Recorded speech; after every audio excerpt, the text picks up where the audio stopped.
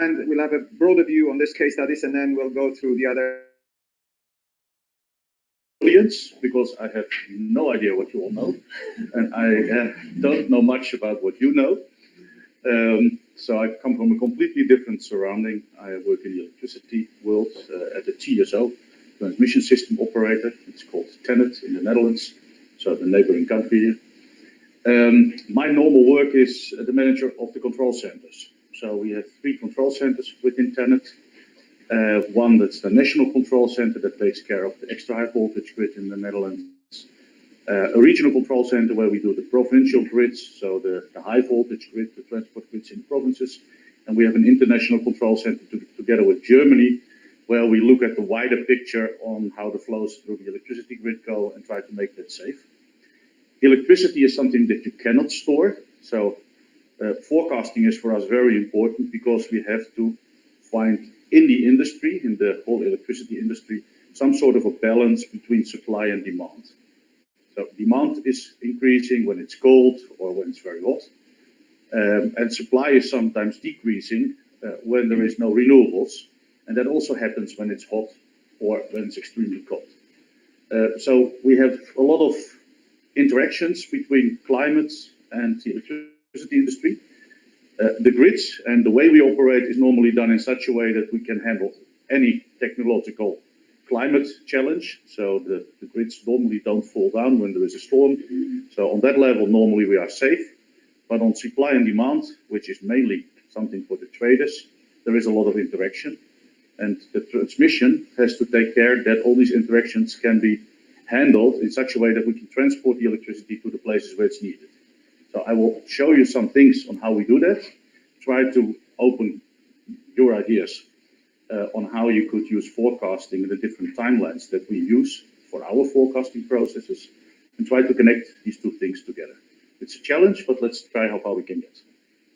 So first of all, a short overview what TenneT is, what does a TSO do, then the changes in the energy market, mainly based on the renewables.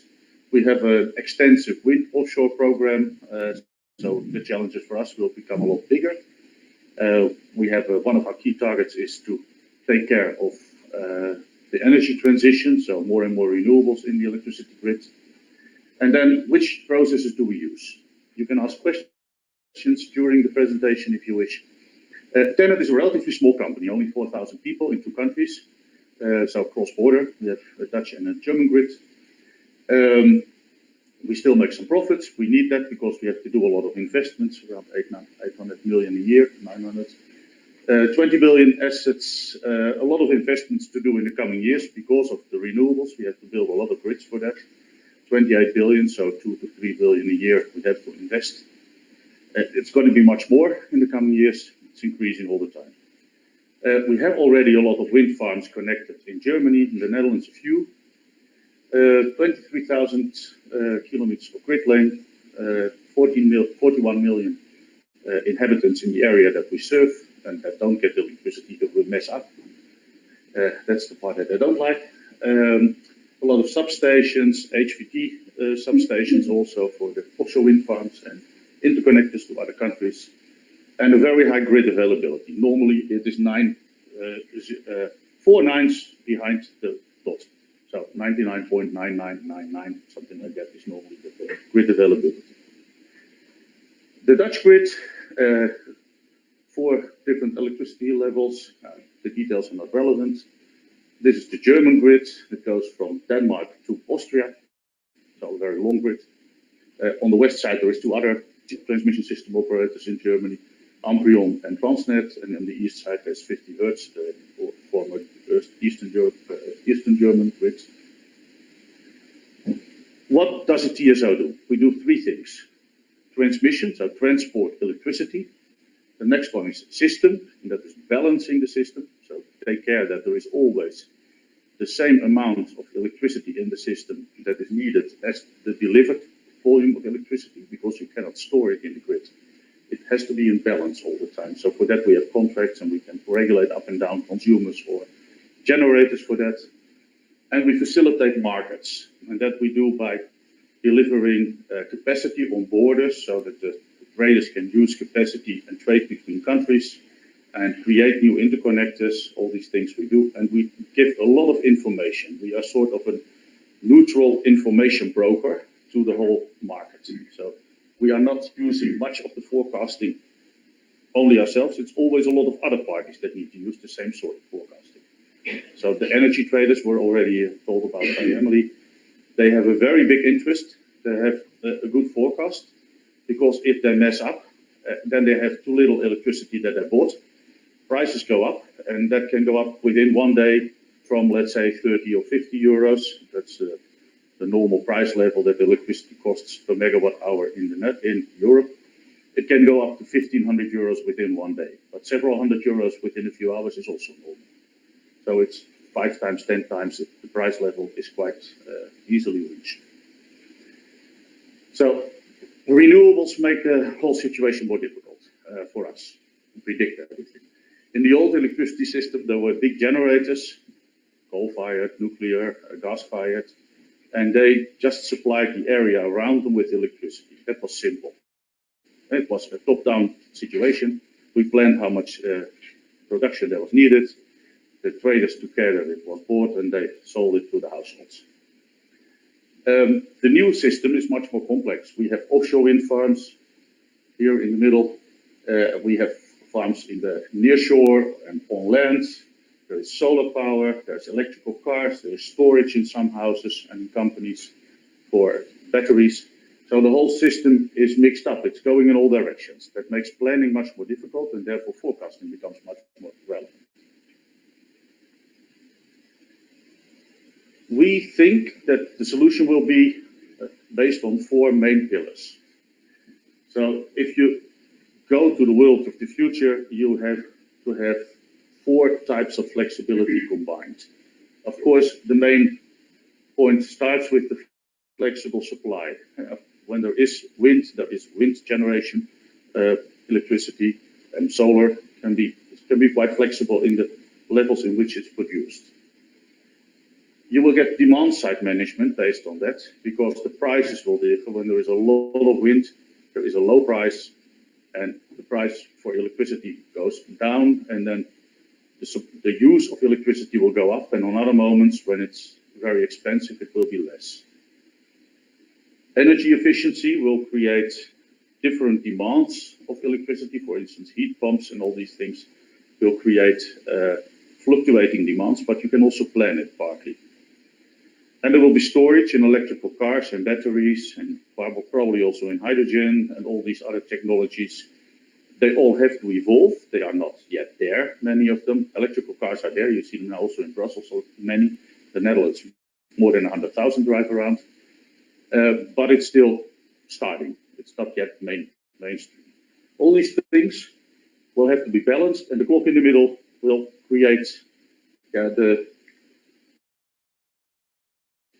deviation between the 4 pillars in the graph. So our offshore plan, what are we going to do? We have at the moment 3,000 megawatt wind onshore, 1,000 megawatt winds offshore, and all these other things are our plans. On the short term, we will create 5 new wind connectors for the offshore wind farms. The first 2 we are building, so in total we'll build 5 times 700 megawatt offshore wind substations. Shell, Ørsted, and those types of companies are tendering, Vattenfall, tendering for the lots, and they will put the wind farms there. So we will not put wind farms, we only put substations, and we will operate a grid with a lot of wind in it.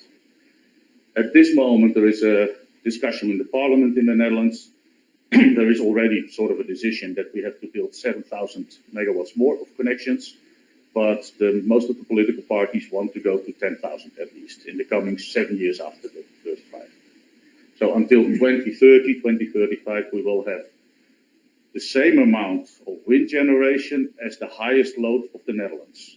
So if there is full production of wind, then we can run 100% on wind in the Netherlands, based on the present consumption. In the longer term, the plans are to build islands in the North Sea, and around it multiple wind farms, and then, but that will be a European type of investment. It cannot be done by one country. up to 70 or 100 gigawatts, or so that's 100,000 megawatts of wind farms can be built in the North Sea. There is clear plans. Wind Europe is also actively involved in these discussions. How much is going to be built, nobody knows yet, but it's going to be a lot at least. So this is the plans that we have ourselves to make our world more interesting and make your world more demanding, because wind forecasts or climate forecasts will become really relevant. Otherwise, we will have blackouts, and that's what nobody likes. So how do we do this now at the moment? Now, wind is already becoming big in many countries, so there is already a process in which we use wind forecasts in the electricity industry between the TSOs and the energy traders and suppliers. We use it in a continuous planning process. It starts sort of 10 years ahead. Building a new high voltage line takes something like 10 years, if you are fast. In some countries, it takes 20 years. So we have to plan things 10 years ahead and have to have some sort of an idea on what we need to plan. Building a wind farm takes you a year, an offshore wind farm 2 to 3 years. So we start 10 years ahead with what we call in the Netherlands capacity and quality plan. So to look at what our grid needs. In that we take into account where the wind farms will be, where the solar farms will be. We are building a lot of solar farms in the moment also. Make a plan what we need to do, which investments we will do in the coming 10 years, when they become ready, which investments from the past which are being built at the moment will become ready during the coming years. We link that with all the other national plans of the other countries and make a 10-year network development plan on the level of NSOE, the European Network Association of TSOs. Based on that, we have some sort of a wider picture on what is happening in the electricity industry in the coming years. That long-term climate planning is probably, part of it is climate already in the plans, because climate will create extra demand for electricity with climate heat increase.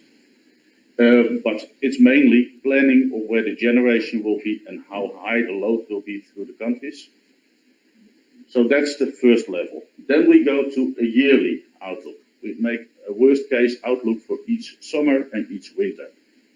And these are made sort of half a year before the period on which they are focusing. So that would be the first place where climate forecasts could be used to have an idea on now what kind of production would be available, when maintenance could be done, what worst case situations could occur. The last years France is always creating a headache for the TSOs around them, because they have a very high load when the winter is cold. So if there is a cold period in the winter, France cannot supply its own inhabitants with enough electricity, so they need help from all the neighbors.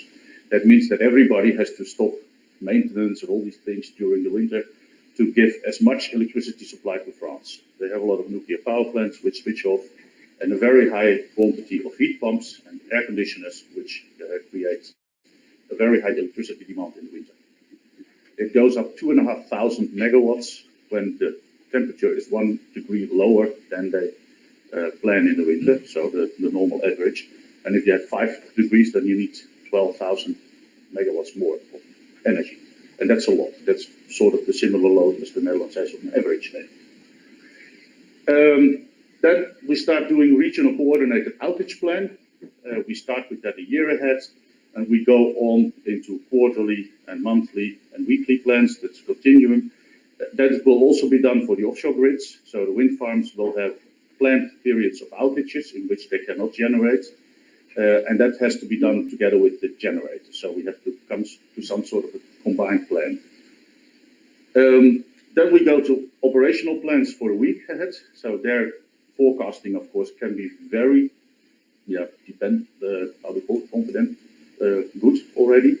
But this area in between, monthly processes, we don't have much yet. So if there is a real chance that monthly processes can increase our process in the electricity industry, then that would be something which we could use.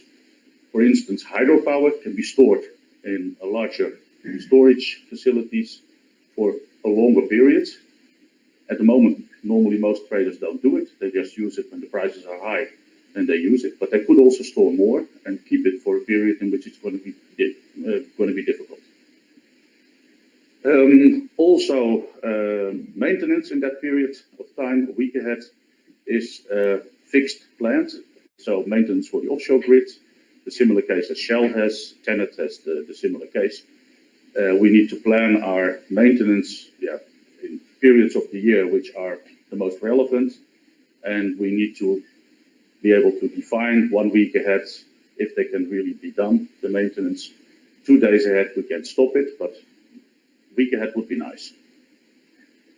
Then we go for the week ahead, short and medium term adequacy plan. These shortages of electricity, I can manage. We plan a week ahead if all the countries have a balance of electricity supply and demand. And we link all these plans together in EU-wide plans so we can help the neighbors. Electricity you can transport over quite long distances, but you need to have enough grid to be able to transport it. So we can put these plans together. That can also be one of the areas where forecasting is very helpful. Then we do 2 days ahead market coupling. Now we come into the process where forecasting is close to real time already. Then we do day ahead congestion calculations. If we really can transport, that's what the market wants us to do. Then we go into these types of graphs. We try to predict the wind the day ahead and take into account the situation of the last day. So at that level, it becomes really detailed. During the day, we get hourly updates from some types of forecasting methodologies where we can do intraday adjustments of the transports. We use also meteorological data to increase capacity on lines. So if there is a lot of wind and it's cool weather, then the capacity of a line can be increased. We call it dynamic line rating. So the data during the day for the coming 10, 12, 14 hours, 24 hours is also really relevant for us. Then we go into real time, so not really relevant for this group, but we measure everything throughout the grid. We do all the time real-time calculations if the grid is still safe. And we measure also frequency and stability, so if there is enough energy in the system and the frequency doesn't drop. Real time looks like this. This is a storm on the 18th of January. Here the storm came in, it was code red for the Netherlands, and half of the generation capacity of the Netherlands on wind switched off. So these types of calculations we do in real time. We look if there is problems if a storm like this is going to come. This one was predicted quite well, but anyhow the prices went up with a factor of 6 during that storm because there was a shortage of electricity because half of the generation of wind was switched off. Then you get quite a big demand.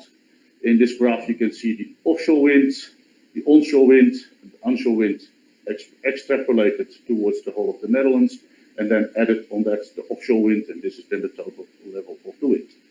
The details are too small to see, but afterwards you can look it up in the presentation. If you put wind and solar together, you get graphs like this. In this graph you can see for Germany, just for a period in the past, the solar production, that's the yellow. On top of that, the wind production, that's the blue. And if you add these two together, you get very high peaks. So predicting wind and solar together for days ahead and relatively close ahead is for the electricity industry very relevant because these variations are quite big, and during the night we need also electricity, so we need to find solutions for that. So that was the slides. Exactly the time, I hope.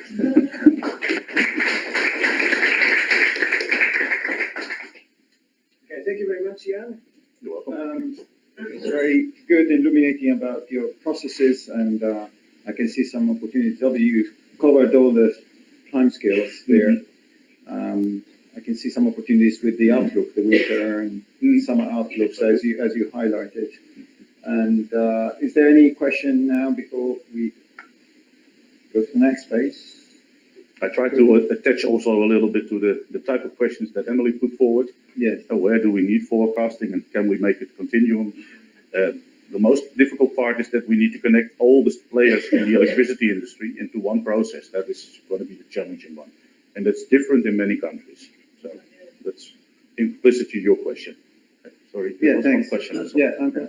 I just wonder if you've looked into the spatial scales of the conditions that are either favorable or unfavorable in a climate sense. Yes. What I mean by that, seasonal forecasters, explain, work on averages over a week, a month or so. And the region you're looking at, my first order guess would be that things vary the same way in Germany and Netherlands as the offshore regions that serve both. Yeah. So presumably once you get hit with low winds in one region over a week, maybe in an hour, 2 hours, there will be the hour at which the low winds hit the two locations will vary, but over a week, there probably will be both in the same situation. Yeah. Does that make it, probably that makes the problem more difficult, but I'm just curious if that is actually true. Yeah, that is true, and we look at it. For instance, this storm on the 18th of January, it was known up front that it will be hitting Netherlands and Germany. So we will have switching off of wind turbines in both countries. But that we can handle because the storm takes 2 hours to come from one country to the other. So then the shortage that we have in the Netherlands, we get out of Germany. And afterwards, if they get the problem, they get the energy from the Netherlands. But we look at a wider scale, this international control center that we have in Germany. There we look at the whole of Western Europe, and the short and medium term adequacy plans, these week ahead plans, look at the whole of Europe. And for instance, our worst case nightmare is a long wind drought in the cold period in the winter, and that covers normally the whole of the continent. And it's cold in the whole area, no wind, cold weather, no solar, and high demand. All the factors together. So this is our worst nightmare. However, at that time, there may be sun and wind go in complementary fashion. Yes, yeah. So, yes, we look at the wider range, but every TSO has a limited area in which it's responsible, but the cooperation between the TSOs is quite good because we need to cooperate because electricity just goes over borders in real time. In milliseconds, it goes from one side to Europe to the other side. So does weather. Weather does also, but it takes a little bit more time. Electricity goes faster. Exactly. Speed of light. Was that enough as an answer? Okay. Yeah, very good. Thank you very much, Jan. You're welcome. Thanks again.